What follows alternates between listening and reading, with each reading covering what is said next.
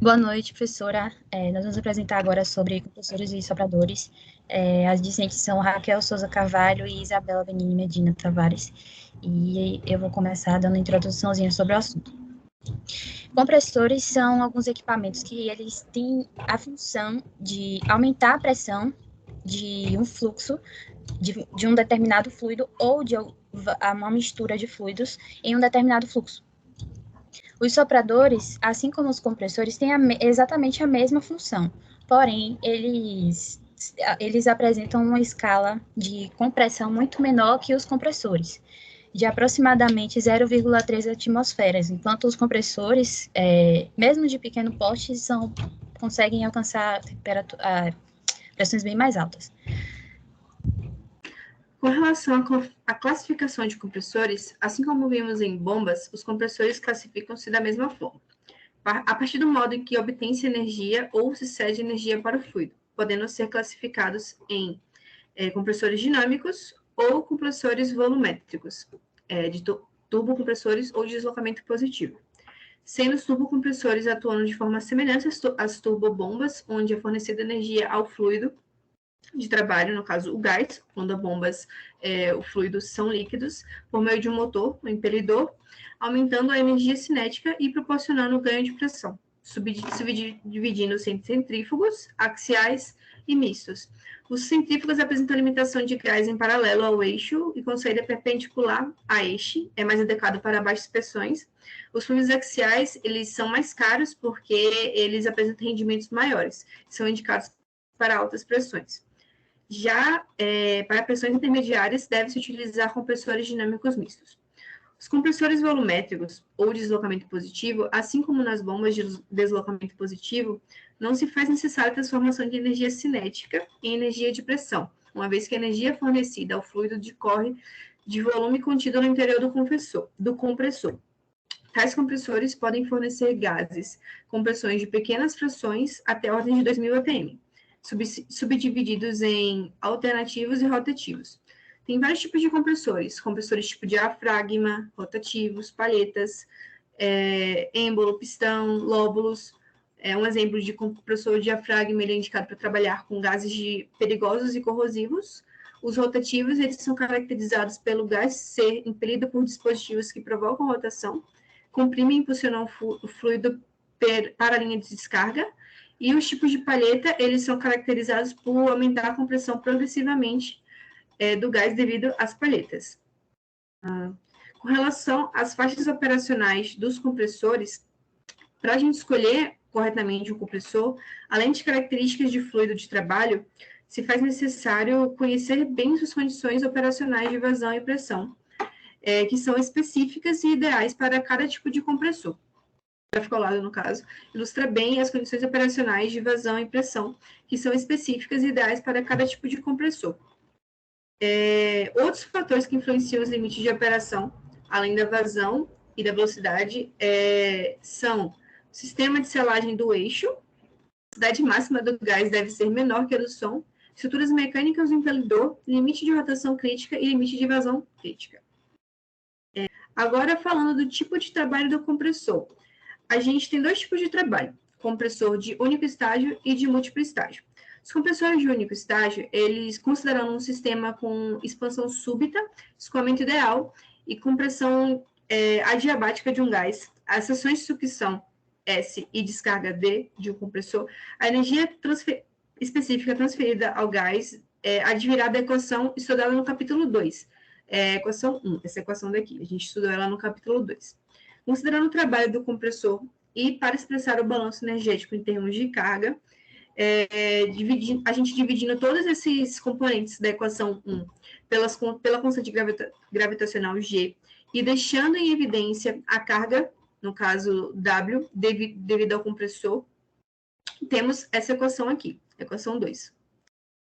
A diferença de altura piezométrica e a perda de carga, que é HL, são desprezíveis frente aos outros termos, podendo ser reduzida à equação 3, que representa a máxima variação possível da densidade do fluido que ocorre em um escoamento de gás comprimido adiabaticamente. será máxima quando houver desaceleração de escoamento através do compressor, ou seja, a velocidade de descarga, o D, for menor que a velocidade de sucção.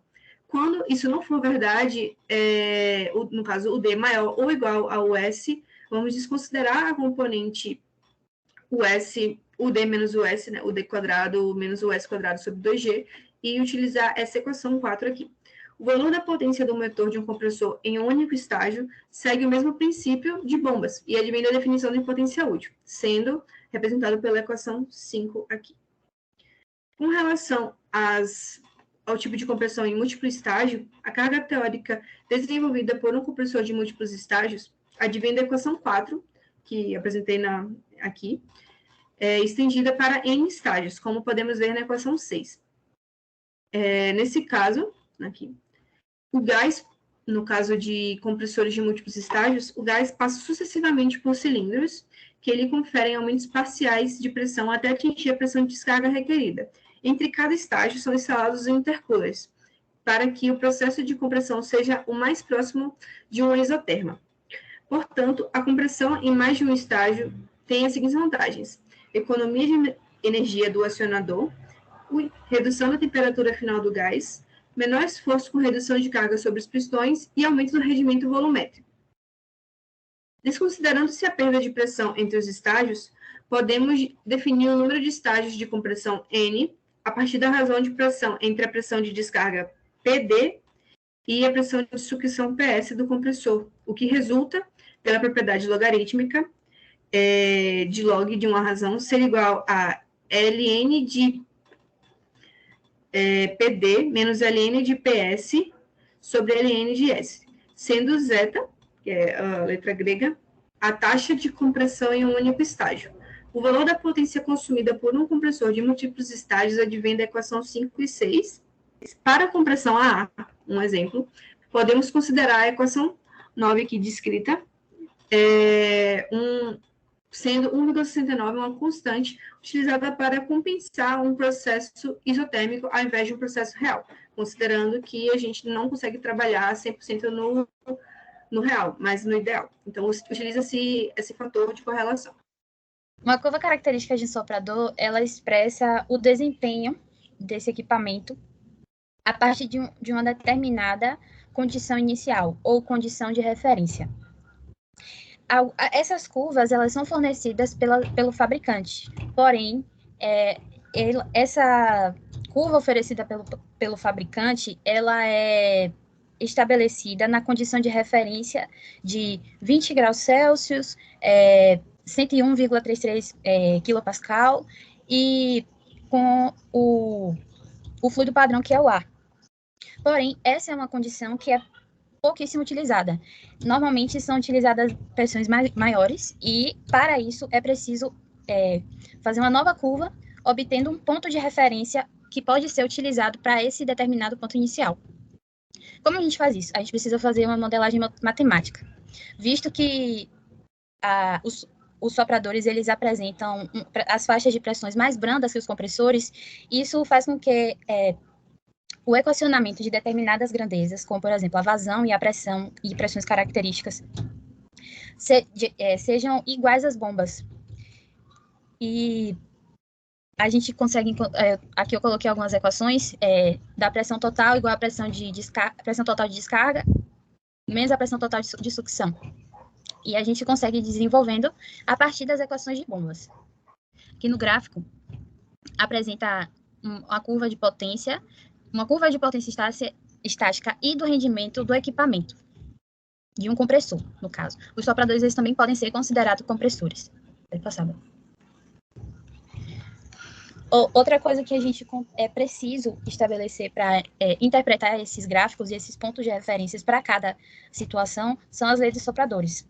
As leis dos sopradores, elas têm o objetivo de obter uma nova curva característica, justamente para a situação em que é preciso utilizar novos pontos, não sendo o oferecido pelo fabricante.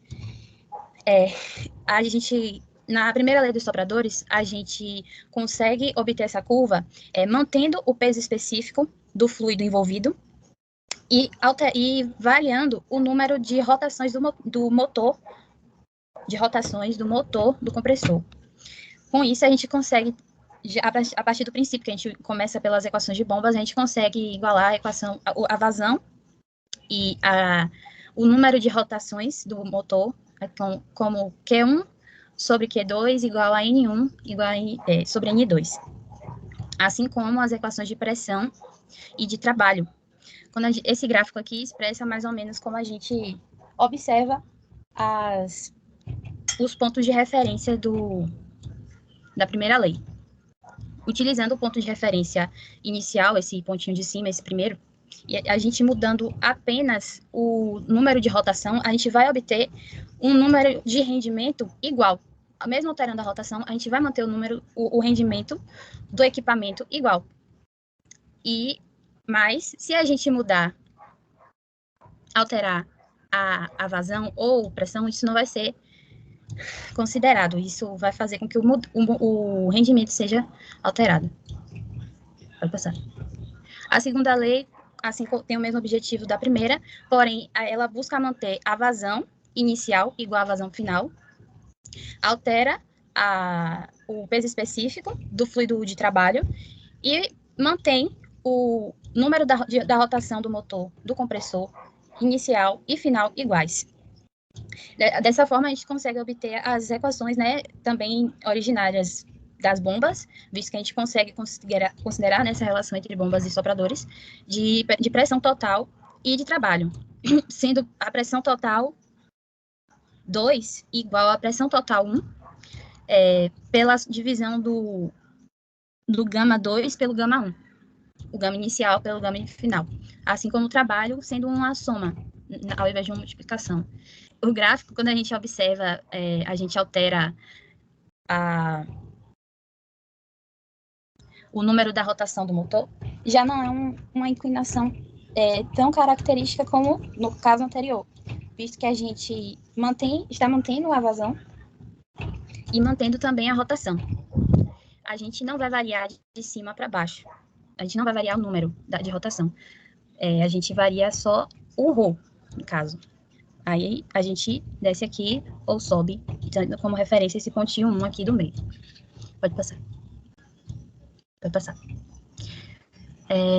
A terceira lei, ela mantém a pressão total constante, do início ao fim, mantém também a rotação do motor e varia o peso específico. Aí, essa variação, ela já é uma variação horizontal. E isso permite que a gente altere o gama e altere também o rendimento. Diferente das outras leis, que nós temos uma variação mais vertical, essa a gente vai ter uma variação horizontal, visto que a gente vai estar mudando o fluido de trabalho, ou uma mistura de fluidos. Aqui a gente encontra essas equações da vazão, e aqui para encontrar, e essas duas equações aqui, a gente consegue relacionar o gama, que é o peso específico, do fluido, variando, eles são diferentes, logo a gente vai encontrar as cargas totais, inicial e final também serão diferentes. Pode passar. A aplicabilidade de compressores e sopradores são um pouco diferentes. Além desses dois equipamentos, existem também os ventiladores. Os ventiladores assumem uma compressão muito menor que os de sopradores, de aproximadamente até 0,03 atm. Então, não é uma compressão significativa. Os ventiladores são utilizados em circuitos de refrigeração, ventiladores de shoppings, nesses lugares. Enquanto os sopradores, eles podem ser utilizados para a manipulação de gases e também nas instalações de biogases, nas plantas industriais